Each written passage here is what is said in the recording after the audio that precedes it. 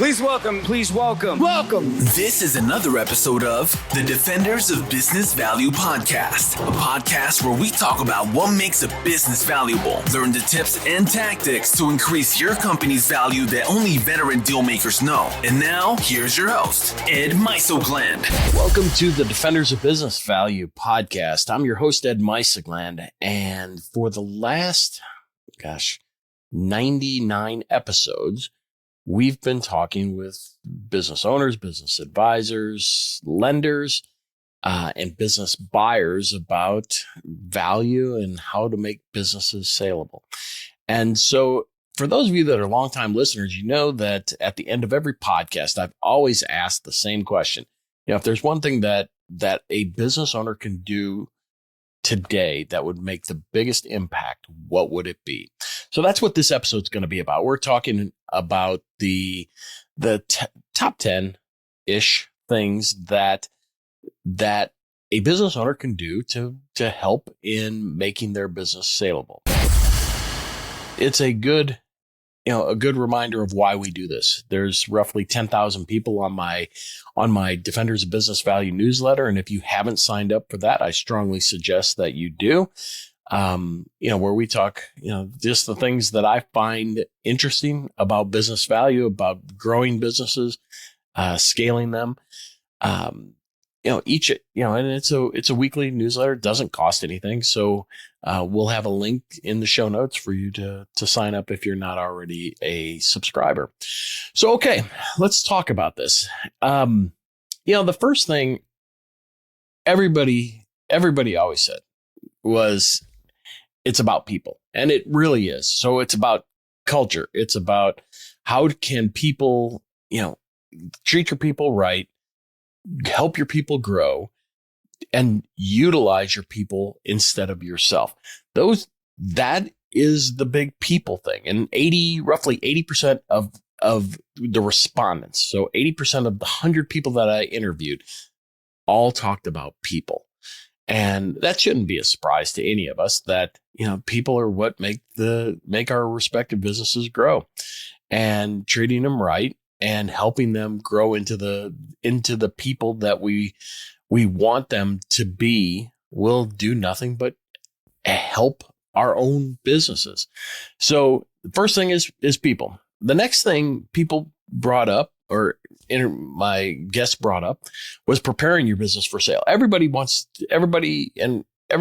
about this. Everybody talks about, you have to have your business for sale. And, there's a lot of business owners that just don't have the time, energy, effort, money to prepare their businesses for sale. But what we found was that if you just do even the basics, and when I say basics, that's just learning about what drives value in your business. And that will help you. I don't know the exact statistic. I know in our office, we can say that if you do some value work and we do some pre-sale consulting, you change the dynamics, and you're probably 60 to 80% more likely to sell your company just because you now know what you're facing. And it helps you tax plan. It helps you do all those things. So there's three legs of the stool when you're doing planning. It's number one, it's the business side. How do you prepare the business side? How do you prepare the financial side, your financial side? And then how do you handle, the emotional or the personal side of things? And so all of that plays into it, that when you go to the deal theater, that you are ready to sell, and kind of where you're going to land from a value standpoint and what you're going to do afterwards. So the next thing is back to valuation. Not that this is any surprise, since the podcast is called Defenders of Business Value, but when we start talking about, assuming that a business owner or a business buyer is not going to make silly financial mistakes. Years ago, that it was about negotiation, and there's a certain component still is, but the business deal has to pencil out. And when I say pencil out, it has to have the attributes for a good deal. It has to pay the owner or somebody to run the business. It has to service the debt that the buyer is going to put on the business in order to pay for it. And it has to provide a return of and on that buyer's investment. Those are the three ingredients. And as we talked about many, many, many times, we're talking about, value is three components. All right. The first component is about risk. Next is expectation. So what is the future of the business look like? And then lastly, so it's earnings. And so when we start talking about valuation, those are the components that make all of this work. And again, when we talk about pricing businesses realistically, it is the numbers just have to work. And there's really no way around it. All right. Next is, we had Elliot Holland. He's a quality of earnings consultant out of Guardian Due Diligence out east. And one of the big things that he brought up was, you got to be transparent with buyers. Everybody's going to find out, no matter how slick you think you are and how buried your skeletons may be, everybody will find out at some point, whether it's pre-sale or post-sale. And if there's post-sale, you're going to say, well, but the deal's already done. Well, most buyers are becoming more astute where there's some sort of holdback in order to make sure that, any kind of, I don't want to say discrepancies, but any kind of sins of the owner, whether it's intentional or unintentional, there's a way and a mechanism to offset some of that purchase price. All right. The next thing is to be flexible. That's our number 4 thing, is that flexibility in a transaction is always the most important thing. Is that, your highest price may not be your best offer. It may be, we're in my world, we're more interested in what you put in your pocket more so than the top line. Ego is about top line. I'm more interested in post-tax, post-fees. What do you put in your pocket? And so you being flexible and understanding, there's a bunch of levers that deal people have at their disposal to make the deal work. And if you understand where the buyer's coming and the buyer understands where the seller's coming, that's all we need is two motivated parties. Somehow, some way, we'll figure this thing out that mitigates the risk on the buyer side and maximizes the value on the seller.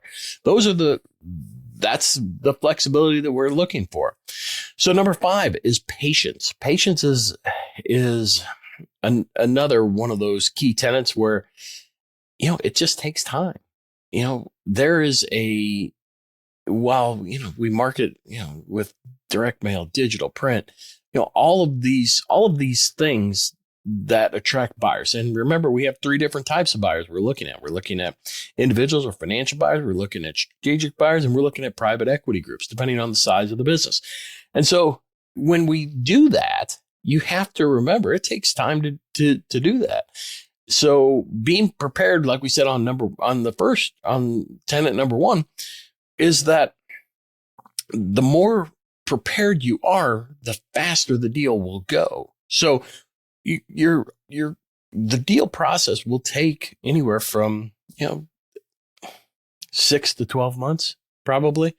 And you have to remember, you have a pre-sale portion where you're planning, let's just say that's 6 months. And then on the backside, there's going to be a trailer where you have to transition the business. So from my standpoint, I think everybody should anticipate that it's a 1 to 2 year sales process to be totally out. All right. And then, let's talk about a few others that people brought up.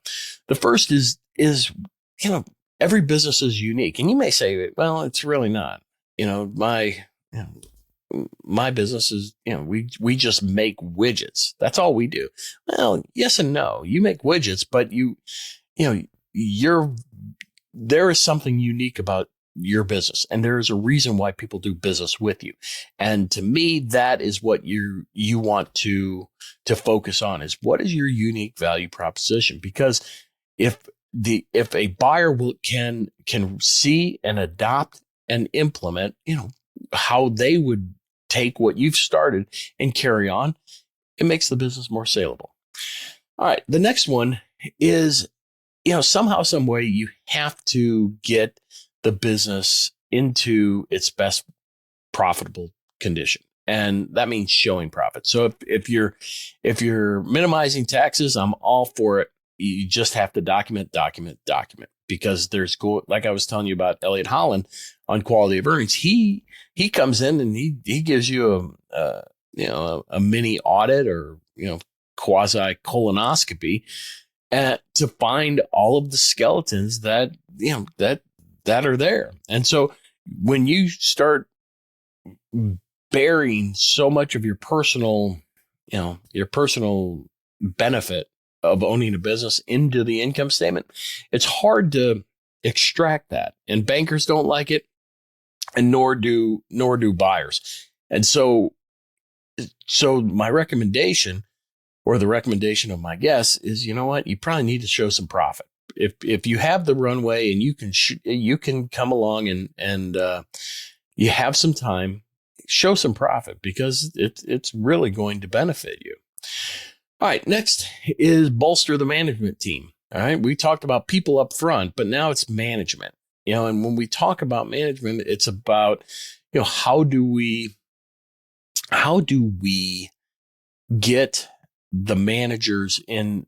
We have a level of management that's not us as business owners. All right. So how do we bring up that next generation, or the people that are just below us?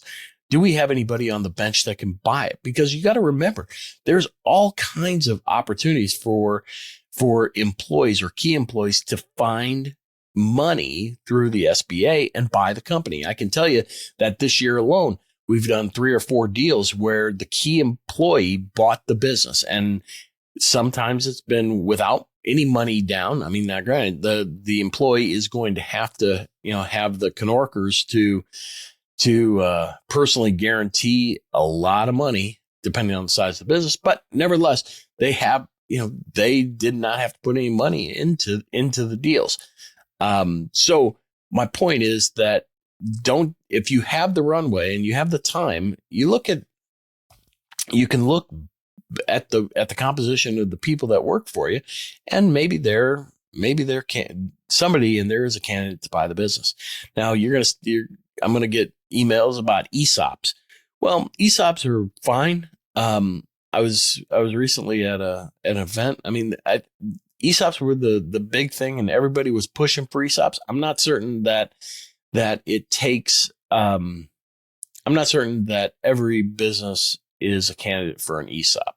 And if you listen to my episode with Andy Mancher from Katzapper and Miller, you'll find that he has the same kind of position where, here's the things that you need to consider if you're going to be a good candidate for ESOP. And it has a lot to do with what's on payroll, as well as, do you have the ongoing, appetite to do what it takes to maintain an ESOP.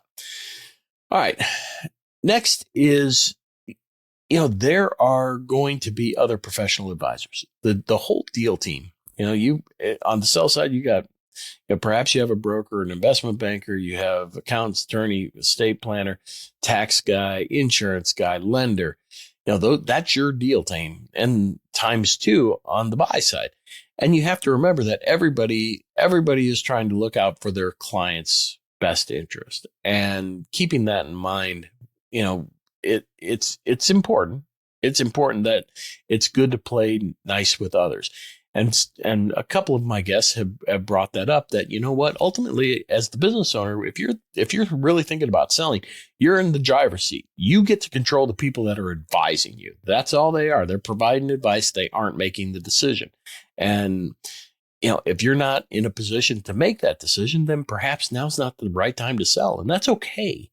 But not being able to control the people that, that are helping you sell, that's a challenge, because they'll scuttle your deal. And again, it's not intentional. It's just, that's what happens.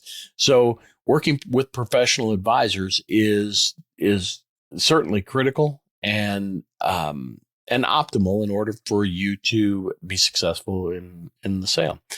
And then lastly, and this is probably the most important tenet, so to speak, is you don't have to sell ever. And there is nothing wrong with that. And I think, from a deal guy standpoint, we sit and we talk about, sure, we want to sell your business, but at the end of the day, there is nothing wrong with you saying, you know what, I am going to die with this business, or I'm going to run this business until I can't run it, or until it stops running. And there is absolutely nothing wrong with that. And I think a lot of the business owners that we talk to, there's an ego about it, that they successfully exited their business. But at the same time, I know a lot of 70, 75-year-old business owners that are totally killing it, and they're having the best time of their life, and there's no reason to sell if they don't have to. So, you know what? God bless you if you want to keep going. All I ask is that you talk to your family about, this is what I'm going to do, rather than surprise them, because at some point, and this is the other side, is that, at some point health sneaks up on you, and, there's an emergency or a tragedy. And now all of a sudden the family's got to figure out what in the world to do. So my only ask of you is, just plan for that. Look, I'm going to run this business, and if something should happen to me, this is what you need to do. And the quicker that the family or whomever is in that role to support the business owner, that's what they're to do is, here's the playbook. If something happens to me, this is what you do with the business. And the faster it can be implemented, the more value you get retained. Okay. So those are my 10 tenets that I learned over the 100 episodes. And so as we move into the next 100, it's still the same. Buyers are becoming more sophisticated, and sellers, I don't know if they're adopting and understanding, the whole sales process. I can tell you that when sellers are going to the market, they are outgunned terribly against the buyers. The buyers will have looked at many, many more businesses than the sellers have sold. And so when the seller reaches that deal theater, they need to be in a position that kind of levels the playing field. And that's what the goal of Defenders of Business Value is. We want to level that playing field, that, everybody's looking for a great deal. Sellers are looking for it, buyers are. And collectively, every business seller wants that buyer to succeed.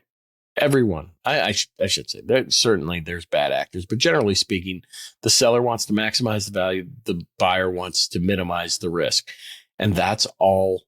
That's just the name of the game. But I can tell you, going forward, we're going to continue talking to those people that help business owners and advisors, as well as buyers, in this business sale process. So thanks for being a listener. I know it's probably been hard a few times, but I'm sure grateful for these 100 episodes. So like I said earlier, if you aren't a subscriber to my podcast, you need to do that. And if you're not a subscriber to the newsletter, you sure better do that. So again, thanks so much for listening, and we'll see you next week. This was another episode of the Defenders of Business Value podcast. For more episodes packed with strategies to increase the value of your business, visit defendersofbusinessvalue.com for show notes, transcripts, and free tools to start you on your journey. Subscribe now so you don't miss any future episodes.